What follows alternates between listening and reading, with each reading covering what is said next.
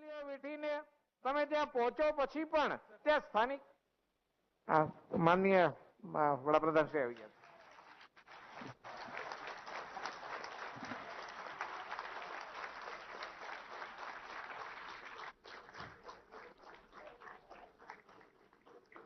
माननीय प्रधानमंत्री जी video conferencing के जरिए हमसे जुड़ चुके हैं. सभी से निवेदन है कि एक बार और जोरदार ताली बजाकर उनका स्वागत करें.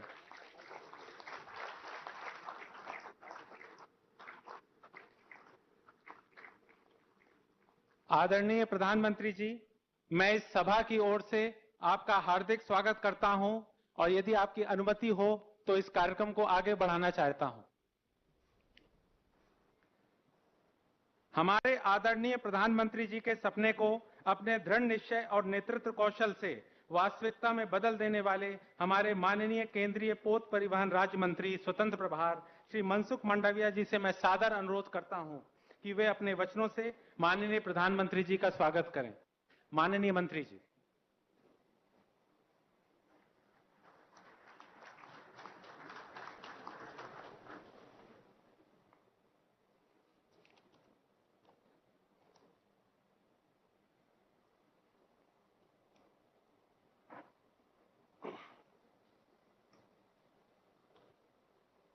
सूरत एवं सौराष्ट्र को जोड़ने वाली रोपेक्स फेरी के शुभारंभ के अवसर पर आज हमारे बीच वर्चुअली उपस्थित भारत के सर्वाधिक प्रिय लोक नेता और आत्मनिर्भर भारत का प्रणेता आदरणीय मोदी जी, आज के प्रसंग में विशेष उपस्थित गुजरात के यशस्वी मुख्यमंत्री आदरणीय विजय भाई, हमारे बीच में आज विशेष उपस्थित भारतीय जनता पार्टी के प्रदेश अध्यक्ष और समग्र देश में सबसे अधिक वोटों से ईसी नवसारी सीट से विजेता रहे हैं ऐसे हमारे सीआर पाटिल जी, घोघा की ओर से हमारे साथ जुड़े हुए गुजरात सरकार के वरिष्ठ मंत्री आदरणीय भूपेंद्र सिंह जी, आदरणीय ईश्वर भाई परमार, आदरणीय कुमार भाई कानाणी, आदरणीय विभावरीबेन दवे, हमारे भावनगर के सांसद बहन श्री भारतीबेन सियाल, दर्शनाबेन जरदोश, मंच पर उपस्थित सभी वरिष्ठ नेतागण, उपस्थित भाइयों एवं बहनों, आज का अवसर घोघा और सौराष्ट्र के लिए एक महत्वपूर्ण अवसर है. मैरीटाइम सेक्टर एक ऐसा सेक्टर है जिस सेक्टर में हिंदुस्तान विश्व में एक बार सौराष्ट्र स्थान पर थे. हिंदुस्तान में चाहे वो शौल्य साम्राज्य हो, मगध साम्राज्य हो या तो पांडियन साम्राज्य हो, आप गल्फ पैसिफिक आइलैंड में पूर्वोत्तर भारत में जाइए और पैसिफिक महासमुद्र में आए हुए कोई भी देश में जाइए, वहां भारतीय लोग आपको दिखेंगे. हिंदुस्तान का कारोबार पैसिफिक आइलैंड कंट्री से सदियों से चल रहा था. 5000 साल पुराना लोथल विश्व में एक एकलौता डॉक है जो 5000 साल पहले दुनिया के साथ जुड़ते थे. इतना ही नहीं, हमारे वेस्ट कोस्ट के माध्यम से हम अफ्रीकन कंट्री से जुड़े थे. आप मस्कत में जाइए, वहां आपको सलाया ट्रीट मिलेगी. आप दारुसलेम में जाइए, तांजानिया में दारुसलेम में आपको ओखा ट्रीट मिलेगी.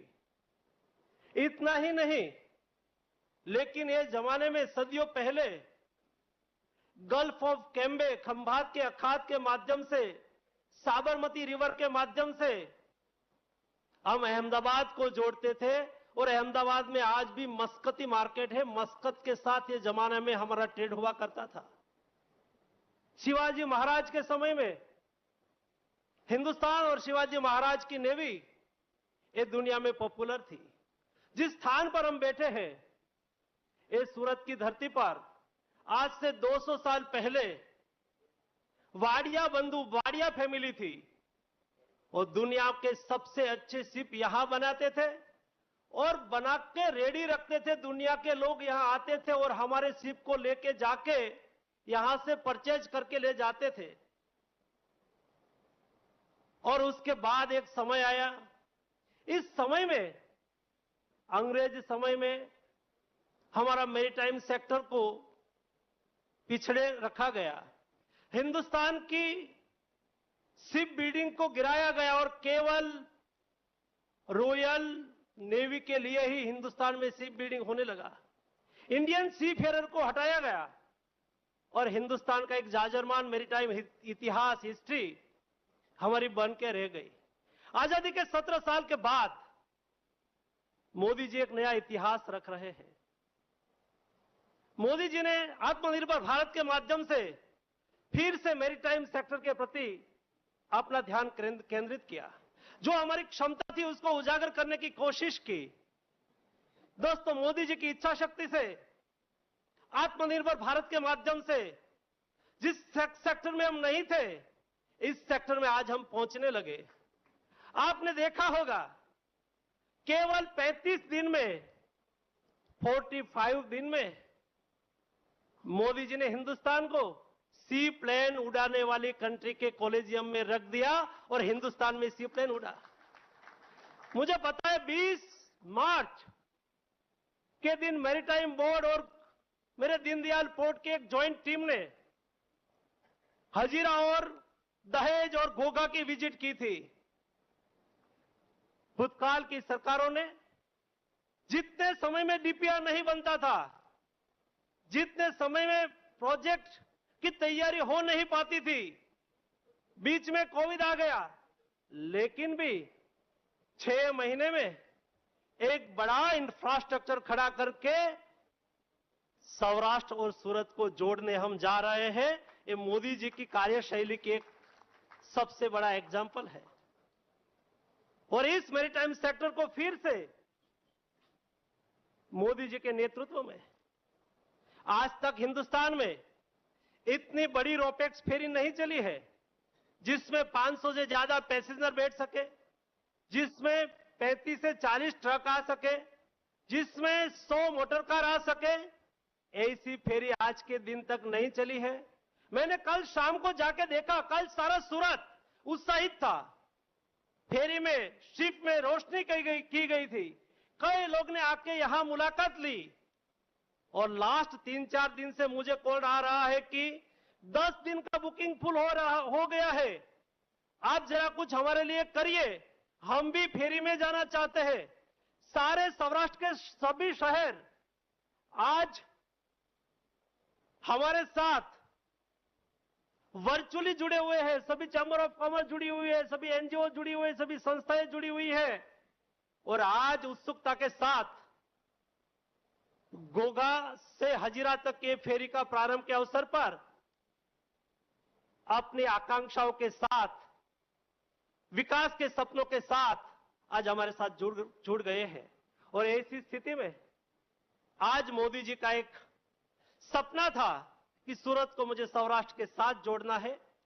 इस सपनों में शामिल होने के लिए आज मोदी जी हमारे साथ जुड़े हैं।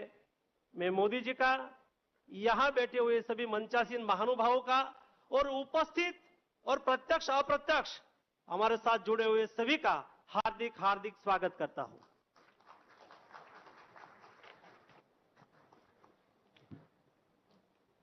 धन्यवाद माननीय मंत्री जी, आपके विचार सदैव ही हमारे लिए प्रेरणा के स्रोत हैं।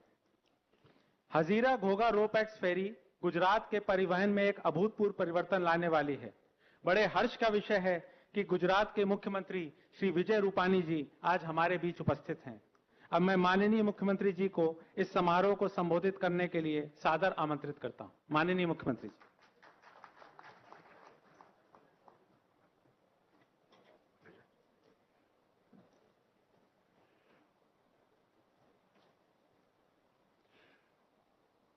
આજના કાર્યક્રમમાં ઉપસ્થિત ભારતના લોકપ્રિય પ્રધાનમંત્રી, જેમને વિશ્વમાં ભારતને ખૂબ પ્રતિષ્ઠા અપાવી અને આ ભારત માતા એ જગતજનની બને, આ ભારત આત્મનિર્ભર બને, મેક ઇન ઇન્ડિયા બને, એમના માર્ગદર્શનથી આજે દેશમાં એક નવો આત્મવિશ્વાસ નો જે સંચાર થયો છે, એવા આપણા સૌના આદરણીય શ્રી વડાપ્રધાન નરેન્દ્રભાઈ મોદી, મંચ ઉપર ઉપસ્થિત ભારત સરકારના શિપિંગ મંત્રી માન્ય શ્રી મનસુખભાઈ, પ્રદેશ ભારતીય જનતા પાર્ટીના અધ્યક્ષ, સુરતના સાંસદ માન્ય શ્રી સી આર પાટીલ, ઘોઘામાં ઉપસ્થિત માન્ય ભૂપેન્દ્રસિંહજી, બંને જગ્યાએ ઉપસ્થિત સૌ મંત્રીમંડળના સાથીઓ, સંસદ સભ્યો, ધારાસભ્યો, ઉપસ્થિત ભાઈઓ અને બહેનો, સૌપ્રથમ તો ભારત સરકાર અને આદરણીય વડાપ્રધાન નરેન્દ્રભાઈ મોદી એમનો આભાર સાથે ધન્યવાદ પ્રગટ કરું છું કે આજે ગુજરાતના વિકાસ માટે, સુરત અને સૌરાષ્ટ્રને જોડવા માટે એક વિશ્વ કક્ષાની રોપેક્સ સર્વિસ એનો શુભારંભ થઈ રહ્યો છે અને આ રોપેક્સ સર્વિસથી સુરત અને સૌરાષ્ટ્રનું અંતર ઘટીને ઓછું અંતર, ઓછું ઈંધણ અને પર્યાવરણની સુરક્ષા સાથે એક સુંદર કાર્યક્રમ થઈ રહ્યો છે. એ માટે આદરણીય વડાપ્રધાન, શિપિંગ મંત્રી શ્રી મનસુખભાઈ, એમનો ગુજરાત સરકાર વતી ખૂબ ખૂબ આભાર અને ધન્યવાદ પ્રગટ કરું છું. એમ કહેવાય છે કે મોસાળે માં પીરસનાર હોય તો પછી ચિંતા શેની. અને આમ પણ ગુજરાતે વર્ષો સુધી અન્યાય સહન કર્યો છે. હવે મોસાળે માં પીરસનાર છે ત્યારે આ ગુજરાતના સર્વાંગી વિકાસ માટે આપણે વડાપ્રધાન નરેન્દ્રભાઈ મોદીનું ત્યાંથી મદદ અને હૂફ, માર્ગદર્શન સતત મળતું રહે છે અને એને કારણે આજે ગુજરાતમાં વિવિધ પ્રોજેક્ટો આપણે નવા લાવી શક્યા, કરી શક્યા અને ગુજરાત એક વિકાસનું રોલ મોડેલ આપણા માટે બન્યું છે.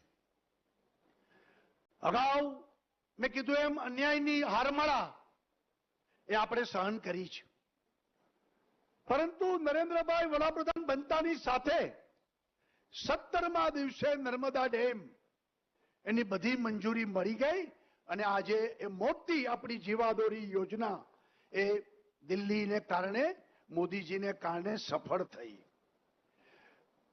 આપણે ક્રૂડ રોયલ્ટીનો પ્રશ્ન પણ વર્ષોથી સતાવતો હતો, એમાં પણ દિલ્હીથી મદદ મળી, નરેન્દ્રભાઈએ રસ લીધો અને ગુજરાતને 10,000 કરોડ રૂપિયા એ આપણે મળ્યા.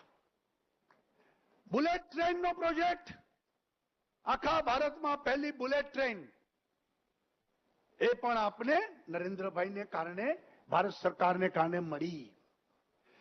ગુજરાતમાં પહેલી વહેલી એમ્સ, આટલા વર્ષ સુધી બધે એમ્સ બનતી હતી, ગુજરાતમાં બનતી નહોતી. એ દિલ્હીમાં નરેન્દ્રભાઈ વડાપ્રધાન થયા અને ગુજરાતને એમ્સ મળી. ગુજરાતની અલગ અલગ સંસ્થાઓ જે ખૂબ સારું કામ કરતી હતી એને ભારતની રાષ્ટ્રીય કક્ષાનું એમને સિમ્બોલ આપીને, રાષ્ટ્રીય કક્ષાની માન્યતા આપીને અનેક સંસ્થાઓ, પછી એ સ્કિલ ડેવલપમેન્ટ હોય, ફોરેન્સિક સાયન્સ હોય, કે પછી આપણી જૂની આયુર્વેદિક યુનિવર્સિટીઓ હોય, આ બધી સંસ્થાઓને આજે રાષ્ટ્રીય માન્યતા મળીને એક નેશનલ ઇન્સ્ટિટ્યૂટ તરીકે એમને માન્યતા આપીને મદદ કરી છે.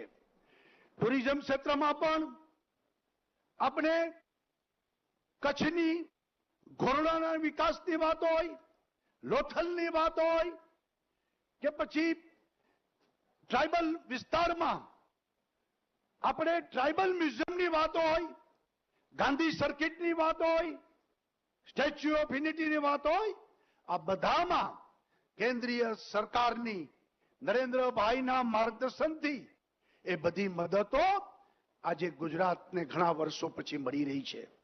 ત્યારે હું એમ માનું છું કે કોરોનાના સંક્રમણ કાળમાં પણ જ્યારે આખું વિશ્વ સ્થગિત થયું છે, એવા સમયે ગુજરાત અને ભારત સ્થગિત થયું નથી.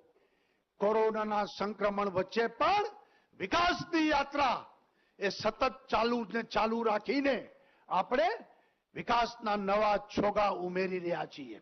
અને આજે એક વધારાનું છોગું કે રોપેક્સ સર્વિસ અને મોટું શિપ કે જેમાં અનેક લોકો, અનેક વાહનો એક સાથે અહીંથી જશે, ઘોઘામાં ઉતરશે. અગાઉ જે મનસુખભાઈએ વાત કરી કે ગુજરાતનો આ સાગર કાંઠો, એની જાઓ જલાલી દુનિયાભરમાં આ સાગરકાંઠાને કારણે ત્યાંથી આપણે દુનિયાભરમાં વેપાર ઉદ્યોગ કરતા હતા. ગુજરાત એ વ્યાપારી સ્ટેટ છે. ગુજરાતના વ્યાપારી સાહસિક છે અને દુનિયા આખામાં ધંધો કરવા માટે એ ઉત્સુક હોય છે. ત્યારે ગુજરાતનો આ દરિયાકાંઠા ઉપરથી ભૂતકાળમાં લંકા હોય, સુમિત્રા હોય, જાવા હોય, આ બધી જગ્યાએ આપણે ધંધો કરતા હતા. અને એમ કહેવાતું કે લંકાની લાડીને ઘોઘાનો વર. આ કહેવત હતી કે લંકાની લાડીને ઘોઘાનો વર. એના મૂળમાં આ દરિયાઈ મુસાફરી અને ટ્રાન્સપોર્ટેશન એને કારણે ઘોઘા અને લંકા એ જોડાયેલા હતા. આ દિવસો આદરણીય વડાપ્રધાન નરેન્દ્રભાઈ મોદીના સ્વપ્નથી એ દિવસો પાછા આવી રહ્યા છે.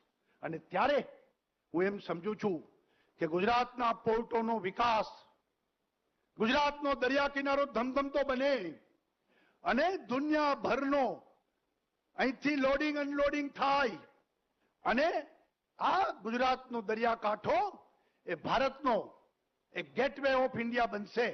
અને આવનારા દિવસોમાં આખી દુનિયા સાથે જોડાઈને આપણે ગુજરાતના વિકાસની સાથે ભારતના વિકાસને આગળ વધારશું એવી મને પૂર્ણ શ્રદ્ધા છે. ફરી વખત આદરણીય વડાપ્રધાન નરેન્દ્રભાઈ મોદી અને ભારત સરકારનો ગુજરાત સરકાર વતી ખૂબ ખૂબ આભાર માની અને આ રોપેક્સ સર્વિસ જે રીતે કીધું એમ સી પ્લેન, રોપેક્સ સર્વિસ, આપણે દુનિયાનું સૌથી મોટું સ્ટેચ્યુ, આ બધી વસ્તુ ગિફ્ટ સિટીમાં પણ આદરણીય વડાપ્રધાન નરેન્દ્રભાઈ મોદીએ અનેક આપણે કાયદાઓમાંથી મુક્તિ આપીને આ gift city international financial city એ બનાવવા માટે પણ આપણે જે મદદ મળી રહી છે. ત્યારે હું એમ માનું છું કે દુનિયામાં બેસ્ટ જે વસ્તુ છે એ દુનિયાની બેસ્ટ બધી વસ્તુ એ ગુજરાતમાં આપણે જોઈ શકશું અને એના આધારે આપણે ભવિષ્યનો વિકાસને આગળ વધારીશું. સૌનો આભાર, ધન્યવાદ. જય જય ગરવી ગુજરાત. ભારત માતા કી જય.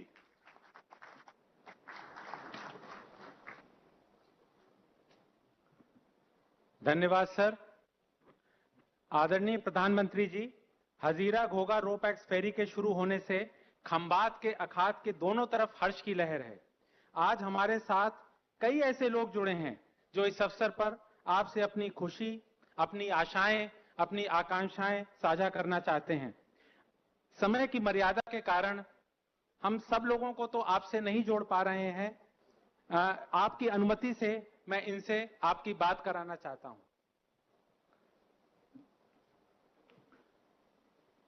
सबसे पहले हम घोघा से श्री जेम भाई गोहिल जी से जुड़ रहे हैं। ये किसान हैं। जेम भाई,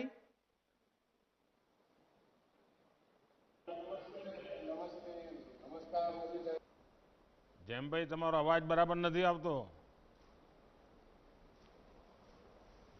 મારું ગામ જૂનાભાદર તાલુકો હા જેમભાઈ હવે જેસર બરાબર જિલ્લો ભાવનગર. સંભળાણું. હા, હવે મારી ઉંમર છે 52 વર્ષ અને ધંધો ખેતી અને ભણ્યો છું 3 ચોપડી. હવે ખેતીમાં શાકભાજી અને ફળાવ છે એ તો ભાવનગર અને જુનાગઢ એ સપ્લાય થઈ જાય. બાકી રહ્યું શાકભાજી રીંગણા.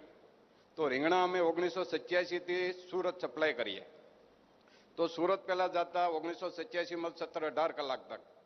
હવે પછીથી 95 પછીથી 12-13 કલાક લાગે છે અને એમાં ટ્રાફિક આવી જાય તો બીજે દિવસે વારો આવે. હવે અમારા માટે ખુશીના સમાચાર તો એ છે કે જે દરિયાઈ માર્ગે અમને જે લાભ મળશે, રોજની 10 થી 12 ગાડી અમારી સુરત રીંગણા જાય અને એટલા રીંગણા જાય છે કે 4 થી 5 જાતના જાય પાછા. પછી દરિયાઈ માર્ગે અમને એવો લાભ થશે કે ડીઝલ બચશે, ટાયર ગાડીના બચશે, ડ્રાઈવરને આરામ મળશે અને વહેલી તકે અમારું શાકભાજી માર્કેટમાં પહોંચે એટલે સારો ભાવ મળશે. બીજું અમને સાહેબ એ ખ્યાલ નહોતો, બીજાને તો લાભ થશે, અમને તો પૂરેપૂરો લાભ થશે કે દરિયાઈ માર્ગે અમારું શાકભાજી જે એસી કન્ટેનરમાં જાય તો તાજું ને તાજું રહેશે એટલે સારામાં સારો અમને ભાવ મળશે. એથી ઓલા દરિયા કાંઠે રસ્તે જતા અમે તો એ રસ્તે ખાડા એટલા આવતા, ધુવાડો એટલો આવતો કે ફેફસા ખરાબ થઈ જતા, લાઇટું એટલી આવતી તો આંખો ખરાબ થતી, રિટર્ન ડ્રાઈવરને પાછું આવવું હોય તો ઝોકા ખાતો આવતો. એના માટે અમને આ સારામાં સારો ફાયદો અને એ ફાયદા માટે નરેન્દ્રભાઈ, વિજયભાઈ રૂપાણી કે મનસુખભાઈ માંડવિયા ખૂબ ખૂબ આભાર માનું છું. જય હિન્દ, જય ભારત. તમે એટલું બધું વિસ્તારથી કહી દીધું જેઠાભાઈ કે મને લાગે છે કે આ નવી વ્યવસ્થાથી કેટલા પ્રકારના લાભ મળે છે, સરળતા કેટલી આવે છે, બધા વિશે તમે એક સાથે સમજાવી દીધા. હું માનું છું કે આખા કાર્યક્રમનો કોઠાસૂઝથી માણસ, આપણે એમ કહ્યું કે આપ 3 ચોપડી ભણેલા છો અને ખેતીનું કામ કરો છો, છતાં પણ આખું એનું અર્થશાસ્ત્ર, આખું એનું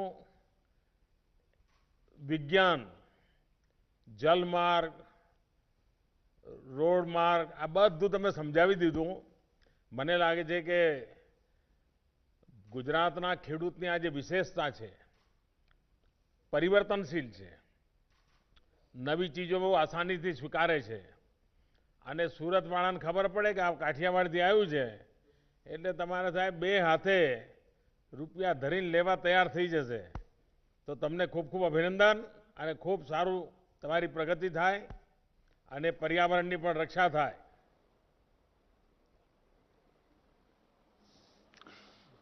अन्य कौन बात करसे?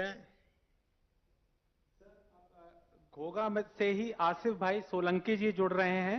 इनका ट्रांसपोर्ट बिजनेस है सर, और ये भावनगर से सूरत और मुंबई आते जाते रहते हैं। आसिफ भाई जी। हेलो, नमस्कार सर। आसिफ भाई नमस्ते। नमस्ते नमस्ते सर जी। कहाँ के मेरा हो नाम आप आसिफ आसिफ? भाई। हाँ जी, कहाँ से रहने वाले? मैं भावनगर गुजरात से हूँ सर। मेरा ट्रांसपोर्ट आप का काम गुजराती है सर। बोलेंगे तो चलेगा। चलेगा, ठीक है सर, ठीक है सर। सर मारू नाम आसिफ सोलंकी है, हूँ भावनगर गुजरात नो छू। ये भावनगर थी सूरत, वापी, मुंबई अमारी ट्रक चाले छे ने एमा एक्सपोर्ट नो सामान होय छे, बीजा नंबर में पाउडर होय छे, मशीनरी पार्ट होय छे, आ बधु वगैरे वगैरे अमे सामान त्यांथी लईने जाई छे ने आ रोरो फेरी सर्विस थवाथी अमने अमारा ड्राइवर ने अमने बहु ज फायदो छे। पहेलुं तो अमारा ड्राइवर ने 5-1 कलाक आराम मळशे, बीजू अमारा माटे रोडनु ट्राफिक जामनी समस्या नील थी जाशे।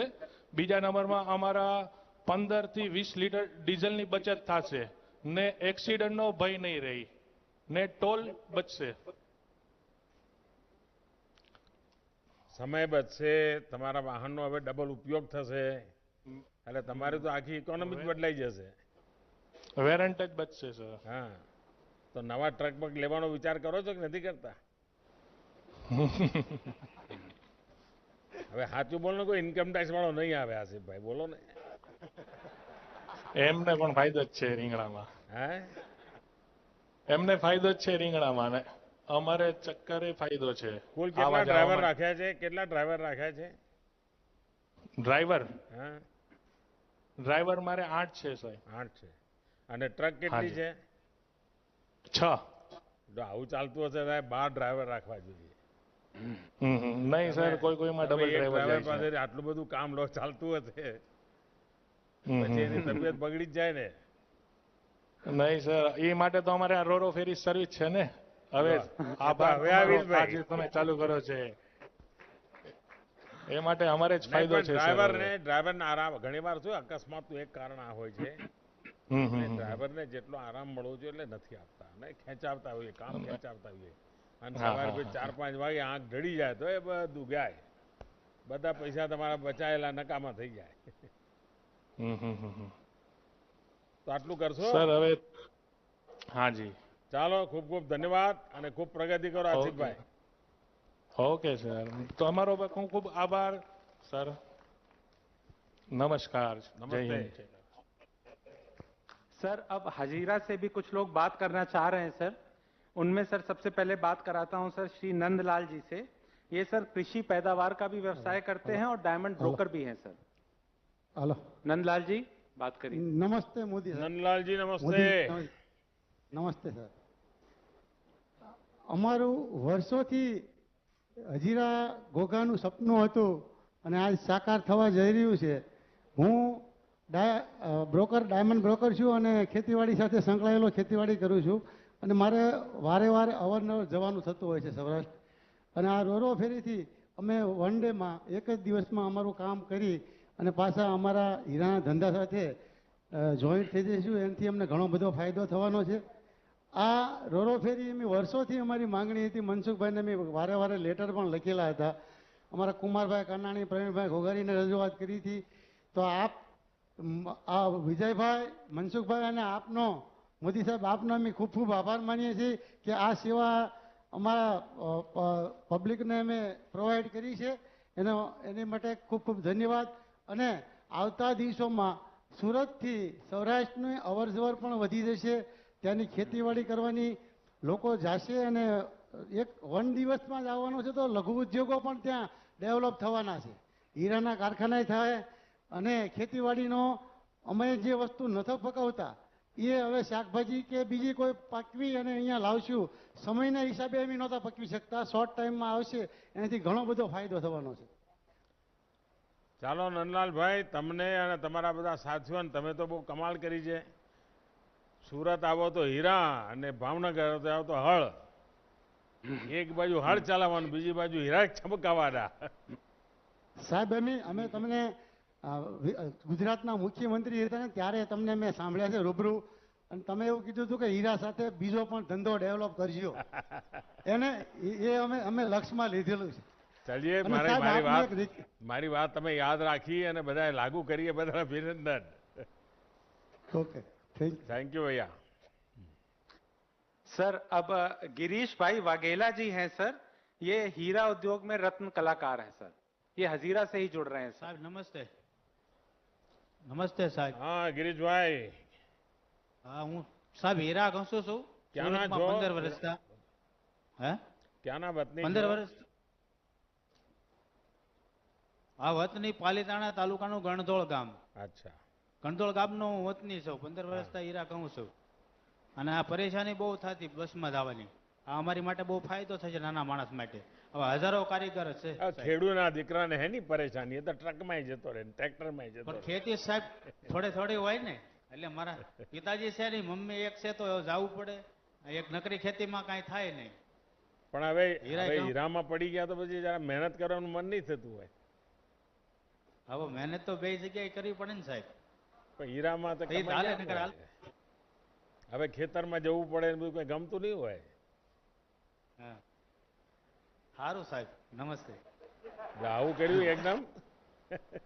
હે? ના, જાવું નથી. ભલે ભલે બેસો. सर अब सुश्री भक्ति स्नेहल शाह जी हैं सर, ये एक फ्रीलांसर ग्राफिक डिजाइनर हैं सर, ये भी हजीरा में ही हैं सर हमारे साथ। नमस्ते सर। નમસ્તે ભક્તિબેન શું ભણ્યા છો? मैं पोस्ट ग्रेजुएशन કર્યું છે સર ડિઝાઇનિંગ। ક્યાંના છો? રહેવાના ક્યાંના છો? સુરતી જ છો કે સુરત? હુરતી જ છો? સુરતમાં જ રહું છું। હા સોરી? મેં કહ્યું હુરતી હા છો? સુરતી છું સર। હા સર સુરતી તો છું। તમારા ડિઝાઇન ના નાને શું લેવા દે રે ફેરી સર્વિસ ને? હા એ તો છે, હમણાં હું બિઝનેસના પર્પઝથી નહીં પણ જેમ કે હું જૈન છું અને પાલીતાણા છે તે અમારું તીર્થ સ્થાન છે જ્યાં અમે ઘડી ઘડીએ દર્શન માટે જતા હોઈએ છીએ। તો જેમ કે આ ઘોઘા અને હઝીરાની જે સર્વિસ ચાલુ થશે એનાથી અમે સુરતના જૈનોને ઘણો ફાયદો થશે। જેમ કે અમારે હમણાં વર્ષમાં 1 કે 2 વાર જઈ શકતા હતા એની જગ્યાએ અમે દર્શન કરવા વારંવાર જઈ શકશું। અને આ સર્વિસ એટલી ઇઝી છે કે જેમ કે હું પોતે ડ્રાઈવ કરીને મારી મમ્મીને કે કોઈને પણ લઈ જવું હોય તો હું જાતે જઈ શકું છું, મારે કોઈના પર હવે આધાર નથી રાખવો પડતો આમાં। વાહ ભક્તિબેન, તમે તમારા નામ પ્રમાણે ગુણ છે તમને। Thank you sir. પાલીતાણાની ભક્તિ રેગ્યુલર જાઓ છો પાલીતાણા? પૂરા ઉપર ચઢાઈ કરો છો કે નથી કરતા?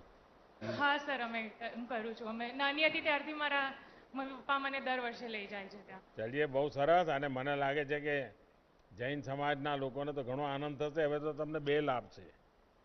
તમે જો જુનાગઢ જાઓ તો જે વૃદ્ધ લોકો ગિરનારની નહોતા જઈ શકતા, ખાસ કરીને દિગંબર, એમના માટે હવે બહુ સહેલું થઈ ગયું રોપવેના કારણે ગિરનારની યાત્રા।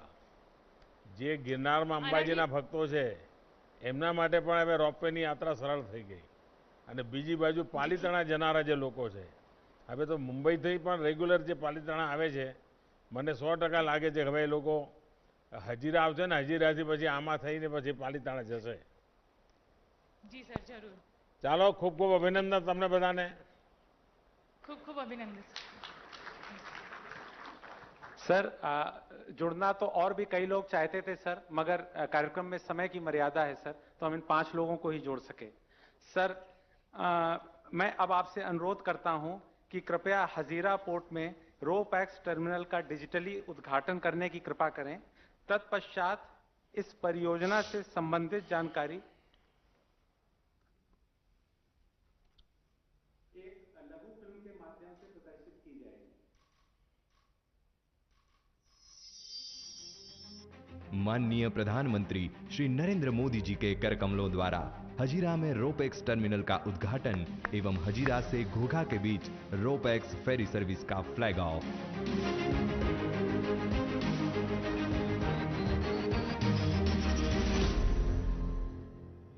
जल से है संस्कृति और संस्कृति से विकास।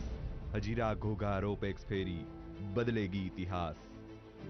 गुजरात में सूरत और सौराष्ट्र के संबंध काफी सालों से घनिष्ठ है। सौराष्ट्र के करीब 20 लाख लोगों ने अपने घर, जमीन, परिवार से दूर रहकर सूरत में अपनी व्यावसायिक प्रगति की खोज की है। इसी खोज में वतन से दूरी कम ना हो, इसलिए हमारे देश के विजनरी प्रधानमंत्री श्री नरेंद्र मोदी जी के विजन की बदौलत अब सौराष्ट्र और सूरत जुड़ने जा रहे हैं जल मार्ग से, रोपैक्स फेरी सर्विस से। ऐसा प्रोजेक्ट है जो मेरे दिल को छुआ हुआ है। भाइयों और बहनों, सौराष्ट्र और दक्षिण गुजरात के बीच 5000 से ज्यादा गाड़ियां हर रोज इन 2 क्षेत्रों को कनेक्ट करने के लिए सड़कों पर दौड़ती है। यही कनेक्टिविटी सड़क के बजाय समंदर से होगी। रोपैक्स यानी कि roll on roll of shipping, यह ऐसी शिपिंग फैसिलिटी है जो पहिए वाले वाहनों को जहाज के जरिए लाने ले जाने का कार्य करती है। सूरत का हजीरा बंदर और सौराष्ट्र का घोघा बंदर अब जुड़ेगा रोपैक्स फेरी सर्विस से, जिससे 370 किलोमीटर और 10 से 12 घंटे का सफर अब आपके अपने व्हीकल से ही तय होगा सिर्फ 4 घंटों में। सूरत और सौराष्ट्र के बीच एक साल में अंदाजन 18 लाख से ज्यादा बस और ट्रक का आवागमन होता है और अब रोपेक्स फेरी के आ जाने से प्रति वर्ष तकरीबन 5 lakh passengers, 80,000 passenger vehicles, 50,000 two wheelers और 30,000 ट्रक का आवागमन हो पाएगा और प्रतिदिन 3 ट्रिप के जरिए देश का करीब 33 लाख लीटर तक फ्यूल बच पाएगा। और इसी के साथ इस फेरी सर्विस से सौराष्ट्र के समुद्री तट के व्यापार उद्योग जैसे कि री रोलिंग मिल, सीमेंट उद्योग, लौह उद्योग, शिप रिसाइकलिंग एवं फूड प्रोसेसिंग जैसे व्यापार के रो और फिनिश्ड मार्केट का लॉजिस्टिक खर्च कम होगा, जिसके कारण व्यापार को मिलेगी एक नई उड़ान। दोनों क्षेत्रों का अंतर घटेगा और विकास बढ़ेगा। सौराष्ट्र के समुद्र तट के व्यवसाय का लाभ मिलेगा सूरत को और सूरत एवं मुंबई जैसे महानगर जुड़ेंगे सौराष्ट्र से, जिससे बढ़ेंगे रोजगार के नए अवसर। सूरत में स्थित सौराष्ट्र के लोगों की दुआएं देगी एक नए भारत को आकार। આ સુરતી લાલાને છોકરાઓનો જન્મદિવસ મનાવવો હોય તો હવે આ ફેરી સર્વિસો બુક કરાવીને જન્મદિવસ પણ ત્યાં સમુદ્રની વચ્ચે જઈને ઉજવી શકાય। सूरत और सौराष्ट्र को जोड़ता यह मिलन सागर से पहियों का है। यह मिलन राष्ट्र विकास की साक्षी ऐसी आने वाली सदियों का है।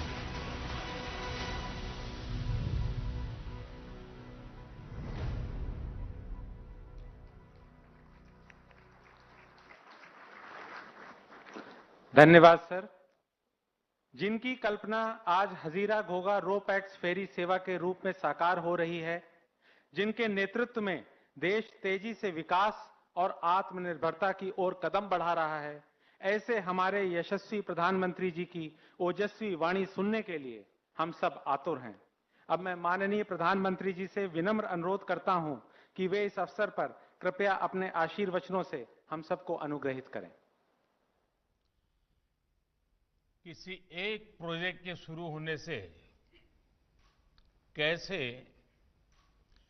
ईज ऑफ डूइंग बिजनेस भी बढ़ती है और साथ साथ ईज ऑफ लिविंग भी कैसे बढ़ती है, इसका ये उत्तम उदाहरण है। अभी मुझे जिन 4-5 भाई बहनों से बात करने का मौका मिला और वो अपने अनुभव को जिस प्रकार से बयां करते थे, चाहे वो तीर्थ यात्रा की कल्पना हो, चाहे व्हीकल को कम से कम नुकसान होने की चर्चा हो, चाहे समय बचाने की चर्चा हो, चाहे खेती में जो उत्पादन होता है उसकी बर्बादी को बचाने का विषय हो, फ्रेश फ्रूट, वेजिटेबल सूरत जैसे मार्केट तक पहुंचाने का, इतने बढ़िया तरीके से सभी साथियों ने एक प्रकार से इसके जितने आयाम है उसको हमारे सामने प्रस्तुत किया और उसके कारण व्यापार में जो सुविधा बढ़ेगी, बहुत सारी स्पीड बढ़ जाएगी। मैं समझता हूं कि एक बहुत ही खुशी का माहौल है। व्यापारी, कारोबारी हो, कर्मचारी हो, श्रमिक हो, किसान हो, स्टूडेंट्स हो, हर किसी को इस बेहतरीन कनेक्टिविटी का लाभ होने वाला है। जब अपनों के बीच की दुनिया कम होती है तो मन को भी बहुत संतोष मिलता है। आज एक तरह से गुजरात के लोगों को दीपावली के त्योहार का ये बहुत बड़ा उपहार भी मिल रहा है। खुशी के इस अवसर पर उपस्थित गुजरात के मुख्यमंत्री श्रीमान विजय रूपाणी जी, केंद्र सरकार में मेरे मंत्रिमंडल के साथी भाई मनसुख भाई मांडविया जी, भारतीय जनता पार्टी के गुजरात प्रदेश के अध्यक्ष और संसद में मेरे साथी श्रीमान CR पाटिल जी, गुजरात सरकार के सभी मंत्रीगण, सांसदगण, विधायकगण, अन्य सभी जनप्रतिनिधि और अलग अलग स्थान पर विशाल संख्या में इकट्ठे हुए मेरे प्यारे भाइयों और बहनों, आज गोगा और हजीरा के बीच रोपैक्स सेवा शुरू होने से सौराष्ट्र और दक्षिण गुजरात दोनों ही क्षेत्रों के लोगों का बरसों का सपना पूरा हुआ है, बरसों का इंतजार समाप्त हुआ है। हजीरा में आज नए टर्मिनल का भी लोकार्पण किया गया है। भावनगर और सूरत के बीच स्थापित हुए इस नए समुद्री संपर्क के लिए आप सभी को बहुत बहुत बधाई, अनेक अनेक शुभकामनाएं। साथियों, इस सेवा से गोगा और हजीरा के बीच अभी जो सड़क की दूरी 450 किलोमीटर की है, वो समंदर के रास्ते तरफ 90 किलोमीटर रह जाएगी। यानी जिस दूरी को कवर करने में 10 से 12 घंटे का समय लगता था, अब उस सफर में सिर्फ 3-4 घंटे ही लगा करेंगे। ये समय तो बचाएगा ही, आपका खर्च भी कम होगा। इसके अलावा सड़क से जो ट्रैफिक कम होगा, वो प्रदूषण कम करने में भी मदद करेगा। जैसा यहां अभी बताया गया, साल भर में, यह आंकड़ा अपने आप में बहुत बड़ा आंकड़ा है, साल भर में करीब 80,000 यात्री, यानी 80,000 यात्री गाड़ियां, कार, करीब करीब 30,000 ट्रक इस नई सेवा का लाभ ले सकेंगे। सोचिए कितना ज्यादा पेट्रोल डीजल की भी बचत होगी। साथियों, सबसे बड़ी बात यह है कि गुजरात के एक बड़े व्यापारिक सेंटर के साथ सौराष्ट्र की ये कनेक्टिविटी इस क्षेत्र के जीवन को बदलने वाली है। अब सौराष्ट्र के किसानों और पशुपालकों को फल, सब्जी और दूध सूरत पहुंचाने में ज्यादा आसानी होगी। सड़क के रास्ते पहले फल, सब्जी, दूध जैसी चीजें इतना लंबा समय होने के कारण और ट्रक के अंदर उठापटक रहती हैं, तो काफी कुछ नुकसान भी होता है। खास करके सब्जी को, फलों को काफी नुकसान होता है। ये सब बंद हो जाएगा। अब समंदर के रास्ते पशुपालकों और किसानों के उत्पाद और तेजी से, ज्यादा सुरक्षित तरीके से बाजार तक पहुंच पाएंगे। इसी तरह सूरत में व्यापार कारोबार करने वाले साथियों और श्रमिक साथियों के लिए भी आना जाना और ट्रांसपोर्टेशन बहुत आसान और सस्ता हो जाएगा। साथियों, गुजरात में रोपैक्स फेरी सेवा ऐसी सुविधाओं का विकास करने में बहुत लोगों का श्रम लगा है। ये ऐसे आसानी से नहीं हुआ है। इसको करने में कई कठिनाइयां आई, रास्ते में कई चुनौतियां आई। इन प्रोजेक्ट के साथ मैं बहुत पहले से जुड़ा हुआ हूं और उसके कारण मुझे उन सभी समस्याओं की बहुत जानकारियां हैं। कैसी कैसी मुसीबतों से रास्ते निकालने पड़ते थे। कभी कभी तो लगता था ये कर पाएंगे कि नहीं कर पाएंगे, क्योंकि हम लोगों के लिए नया अनुभव था गुजरात में। तो और मैंने इन सारी चीजों को देखा है और इसलिए इसके लिए जो मेहनत की है वे सभी अभिनंदन के अधिकारी हैं।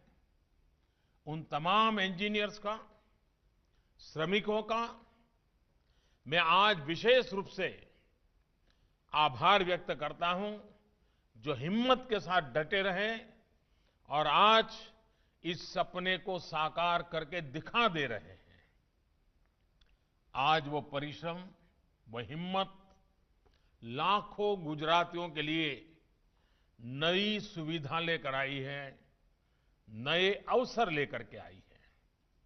साथियों, गुजरात के पास समुद्री व्यापार कारोबार की एक समृद्ध विरासत रही है। अभी मनसुख भाई सैकड़ों हजारों साल की तवारीख बता रहे थे कि कैसे कैसे हम सामुद्रिक व्यापार से जुड़े हुए थे। गुजरात ने जिस तरह बीते 2 दशकों में अपने समुद्री सामर्थ्य को समझते हुए पोर्ट लेड डेवलपमेंट को प्राथमिकता दी है, वो हर गुजराती के लिए गौरव का विषय है। इस दौरान गुजरात के कोस्टल इलाकों में इंफ्रास्ट्रक्चर और डेवलपमेंट के दूसरे प्रोजेक्टों पर विशेष ध्यान दिया है।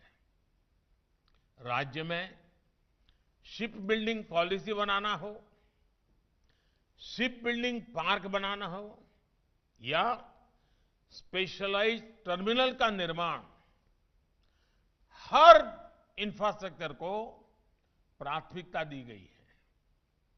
जैसे दहेज में सॉलिड कार्गो, केमिकल और एलएनजी टर्मिनल और मुद्रा में कोल टर्मिनल, इसके साथ ही वेसल ट्रैफिक मैनेजमेंट सिस्टम और ग्राउंड ब्रेकिंग कनेक्टिविटी प्रोजेक्ट को भी हमने पूरी तरह बढ़ावा दिया है।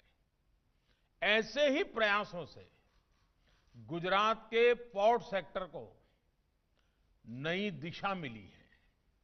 साथियों, सिर्फ पोर्ट में फिजिकल इंफ्रास्ट्रक्चर का निर्माण ही नहीं, बल्कि उन पोर्ट्स के आसपास रहने वाले साथियों का जीवन भी आसान हो, इसके लिए भी काम किया गया है। कोस्टल एरिया का पूरा इकोसिस्टम ही आधुनिक हो, उस पर हमने अपना ध्यान केंद्रित किया है। चाहे वो सागर खेड़ू जैसी हमारी मिशन मोड योजना हो या फिर शिपिंग इंडस्ट्री के स्थानीय युवाओं का स्किल डेवलपमेंट करके उन्हें रोजगार देना हो, गुजरात में पोर्ट लेड डेवलपमेंट का दायरा बहुत बड़ा रहा है। सरकार ने कोस्टल एरिया में हर प्रकार की बुनियादी सुविधाओं का विकास सुनिश्चित किया है। साथियों, ऐसे ही प्रयासों का परिणाम है कि गुजरात आज एक प्रकार से भारत के समुद्री द्वार के रूप में स्थापित हुआ है, गेटवे बन रहा है, गेटवे ऑफ प्रॉस्पेरिटी। बीते 2 दशकों में पारंपरिक बंदरगाह संचालन से निकलकर एकीकृत कॉम्प्रिहेंसिव का एक अनूठा मॉडल गुजरात में लागू किया गया है। ये मॉडल आज एक बेंचमार्क के रूप में विकसित हुआ है। आज मुद्रा भारत का सबसे बड़ा बहुउद्देशीय बंदरगाह और सिक्का सबसे बड़ा बंदी बंदरगाह है। इन्हीं प्रयासों का नतीजा है कि गुजरात के बंदरगाह देश के प्रमुख समुद्री केंद्रों के रूप में उभरे हैं। पिछले वर्ष देश के कुल समुद्री व्यापार में से 40% से ज्यादा की हिस्सेदारी गुजरात के बंदरगाहों की रही है। ये शायद गुजरात के लोगों को भी आज मैं पहली बार बता रहा हूं। साथियों, आज गुजरात में समुद्री कारोबार से उससे जुड़े इंफ्रास्ट्रक्चर को और कैपेसिटी बिल्डिंग पर तेजी से काम चल रहा है। जैसे गुजरात मैरीटाइम क्लस्टर, गुजरात समुद्री विश्वविद्यालय मैरीटाइम यूनिवर्सिटी, भावनगर में दुनिया का पहला सीएनजी टर्मिनल, ऐसी अनेक सुविधाएं गुजरात में तैयार हो रही है। गिफ्ट सिटी में बनने वाला गुजरात मैरीटाइम क्लस्टर बंदरगाहों से लेकर सी बेस्ड लॉजिस्टिक को एड्रेस करने वाला एक समर्पित तंत्र होगा। ये क्लस्टर एक प्रकार से सरकार, उद्योग और शिक्षण संस्थानों के बीच के सहयोग को बल देगा। इससे इस सेक्टर में वैल्यू एडिशन में भी बहुत बड़ी मदद मिलेगी। साथियों, बीते वर्षों में दहेज में भारत का पहला रासायनिक टर्मिनल बना, पहला एलएनजी टर्मिनल बना। अब भावनगर पोर्ट पर दुनिया का पहला सीएनजी टर्मिनल स्थापित होने जा रहा है। सीएनजी टर्मिनल के अलावा भावनगर बंदरगाह पर रोरो टर्मिनल, लिक्विड कार्गो टर्मिनल और कंटेनर टर्मिनल जैसी सुविधाएं भी तैयार की जा रही है। इन नए टर्मिनलों के जुड़ने से भावनगर बंदरगाह की क्षमता कई गुना बढ़ जाएगी। साथियों, सरकार का प्रयास गोगा दहेज के बीच फेरी सर्विस को भी जल्द से फिर शुरू करने का है। इस प्रोजेक्ट के सामने प्रकृति से जुड़ी अनेक चुनौतियां सामने आके खड़ी हुई है।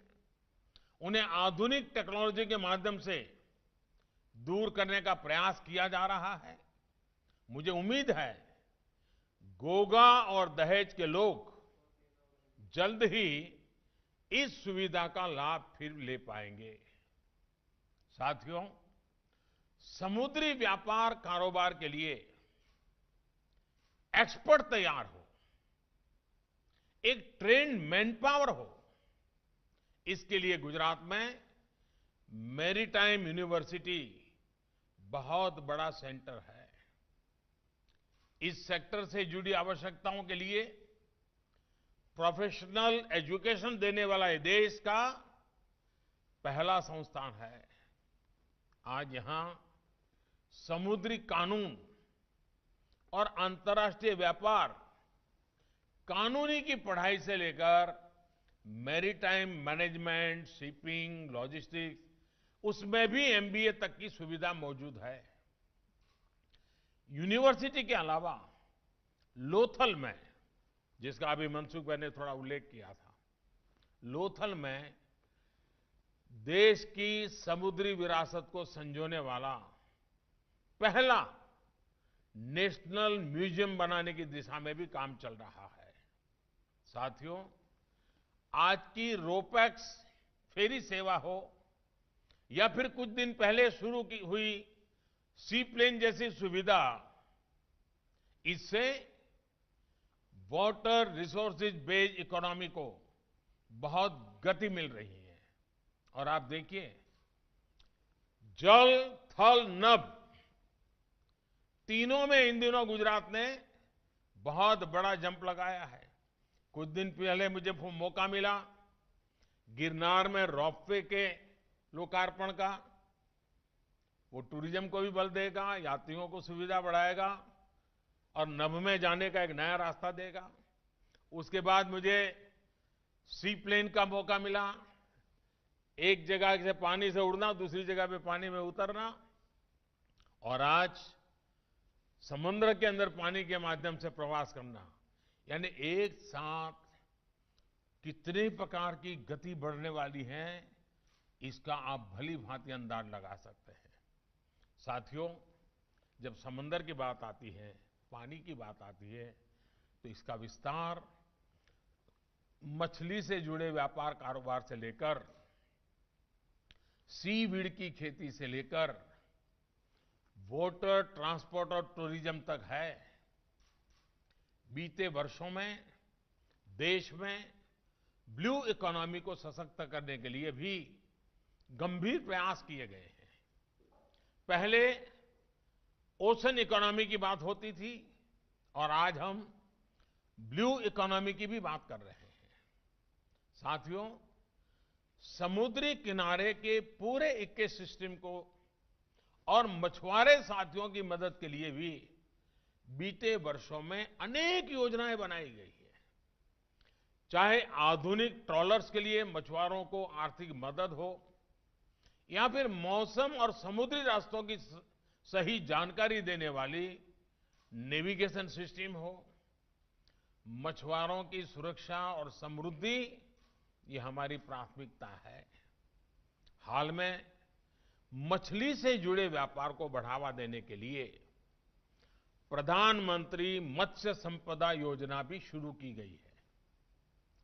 इसके तहत आने वाले वर्षों में फिशरीज से जुड़े इंफ्रास्ट्रक्चर पर 20,000 करोड़ रुपए खर्च किए जाएंगे। इसका बहुत बड़ा लाभ गुजरात के लाखों मछुआरे परिवारों को होगा, देश की ब्लू इकोनॉमी को होगा। साथियों, आज देश भर की समुद्री सीमा में पोर्ट्स की कैपेसिटी को भी बढ़ाया जा रहा है और नए पोर्ट्स का भी निर्माण तेजी से चल रहा है। देश के पास करीब 21,000 किलोमीटर का जो जलमार्ग है, वो देश के विकास में अधिक से अधिक कैसे काम आए, इसके लिए प्रयास किए जा रहे हैं। सागरमाला प्रोजेक्ट के तहत आज देश भर में 500 से ज्यादा प्रोजेक्ट्स पर काम चल रहा है। लाखों करोड़ रुपए के इन प्रोजेक्ट्स में से अनेक पूरे भी हो चुके हैं। साथियों, समुद्री जलमार्ग हो या फिर नदी जलमार्ग, भारत के पास संसाधन भी रहे हैं और एक्सपर्टाइज की भी कोई कमी नहीं रही। ये भी तय है कि जलमार्ग से होने वाला ट्रांसपोर्टेशन सड़क और रेल मार्ग से कई गुना सस्ता पड़ता है और पर्यावरण को भी कम से कम नुकसान होता है।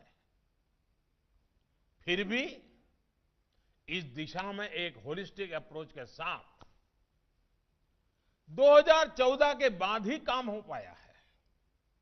ये नदियां, ये समंदर, ये मोदी प्रधानमंत्री बनने के बाद नहीं आया है, ये था, लेकिन वो दृष्टि नहीं थी जो 2014 के बाद आज देश अनुभव कर रहा है। आज देश भर की नदियों में जो इनलैंड वाटरवेज पर काम चल रहा है, उससे कई लैंडलॉक राज्यों को समंदर से जोड़ा जा रहा है। आज बंगाल की खाड़ी में, हिंद महासागर में अपनी क्षमताओं को हम अभूतपूर्व रूप से विकसित कर रहे हैं। देश का समुद्री हिस्सा आत्मनिर्भर भारत का एक अहम हिस्सा बनकर उभरे, इसके लिए निरंतर काम चल रहा है। सरकार के इन प्रयासों को गति देने के लिए एक और बड़ा कदम उठाया जा रहा है।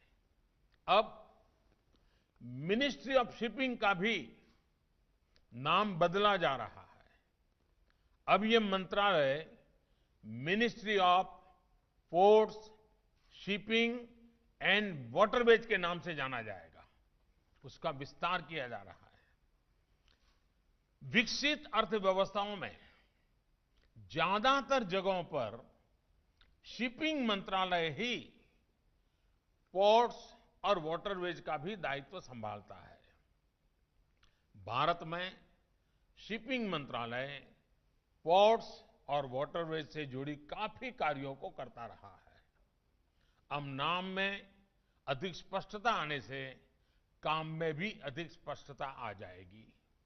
साथियों, आत्मनिर्भर भारत में ब्लू इकोनॉमी की हिस्सेदारी को मजबूत करने के लिए समुद्र से जुड़े लॉजिस्टिक्स को मजबूत करना बहुत जरूरत है। ये इसलिए जरूरी है क्योंकि हमारी अर्थव्यवस्था पर लॉजिस्टिक्स पर होने वाले खर्च का प्रभाव ज्यादा है। यानी सामान को देश के एक हिस्से से दूसरे हिस्से में ले जाने पर दूसरे देशों की अपेक्षा हमारे देश में आज भी खर्च ज्यादा होता है। वाटर ट्रांसपोर्ट से कॉस्ट ऑफ लॉजिस्टिक्स उसको बहुत कम किया जा सकता है।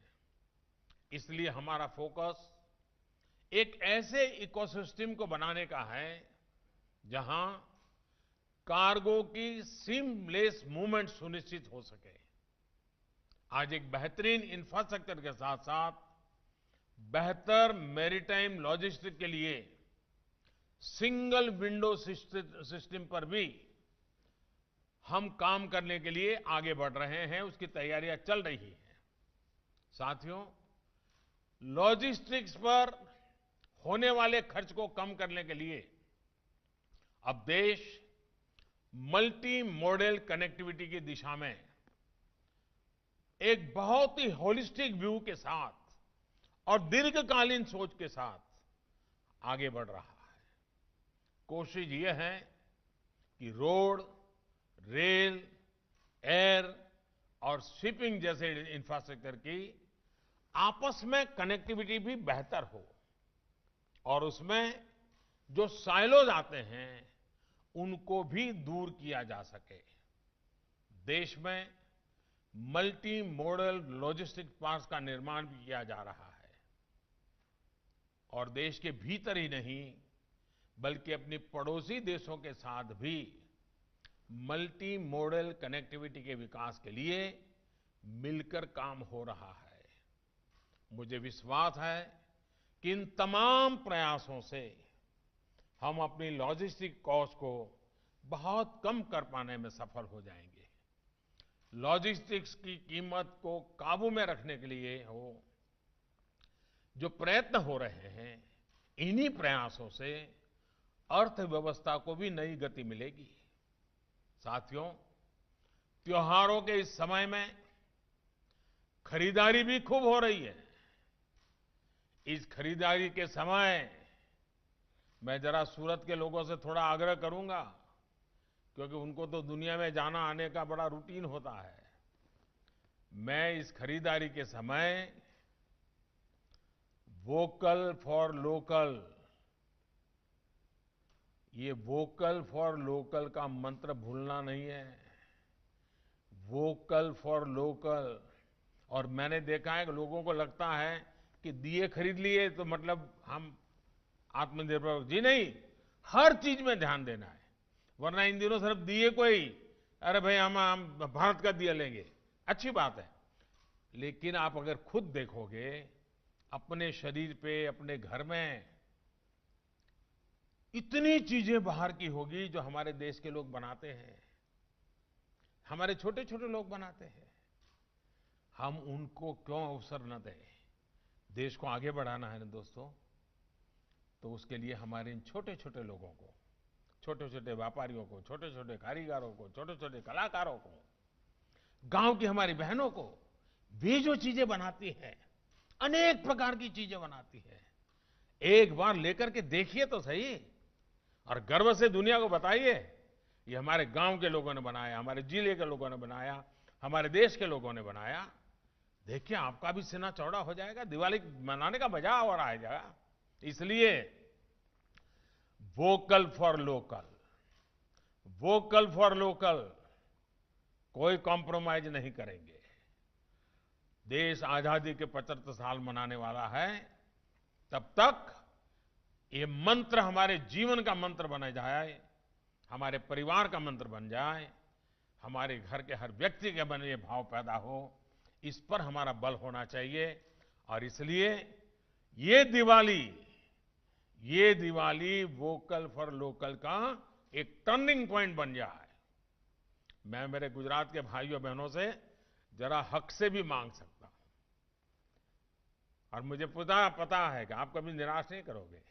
अभी नंदलाल भी बता रहे थे ना कि आपने बहुत पहले मुझे कहा था, मैंने इसको लागू किया। देखिए मुझे कितना संतोष हुआ कि कभी नंदलाल जी को एक बात बताई होगी, जो उन्होंने सुनी होगी, उन्होंने आज उसको लागू कर दिया। आप भी सब, मेरे लिए तो हर कोई नंदलाल है। आइए हम मेहनत करें, मेरे देश के गरीबों के लिए कुछ करें, दिवाली मनाएं, उनके घर में भी दिवाली मनाएं, दिया जलाएं, गरीब के घर में भी दिया जलाएं, वोकल फॉर लोकल के मंत्र को और आगे बढ़ाएं। मुझे विश्वास है कि कोरोना के इस समय में आप सब भी पूरी सावधानी के साथ त्योहारों को मनाएंगे, क्योंकि आपकी रक्षा वो भी देश की ही रक्षा है। मेरे प्यारे भाइयों बहनों, पूरे देश के सभी नागरिक भाइयों बहनों को मैं आने वाले दिनों में, धनतेरस हो, दीपावली हो, गुजरात के लिए नया वर्ष आएगा, हर बात के लिए, हर त्योहार के लिए बहुत बहुत शुभकामनाएं देता हूं। बहुत बहुत धन्यवाद।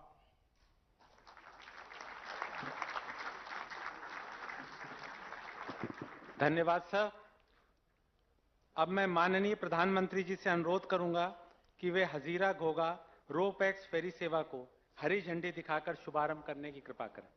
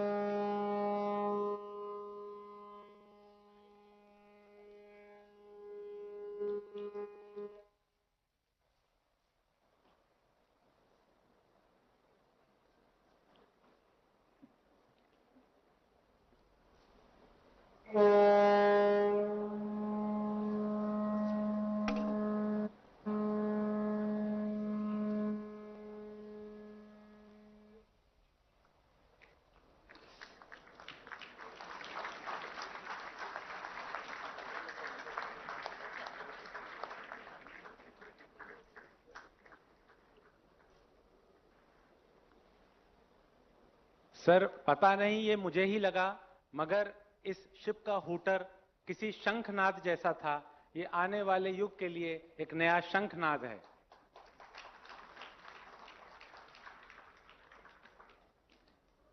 मैं इस सभा की ओर से माननीय प्रधानमंत्री जी का बहुत बहुत आभारी हूं कि आपने अपने अतिव्यस्त कार्यक्रम में से समय निकालकर हमारे साथ जुड़कर इस परियोजना का लोकार्पण किया, हमें आशीर्वाद दिया और हमारा मार्गदर्शन किया। बहुत बहुत धन्यवाद सर।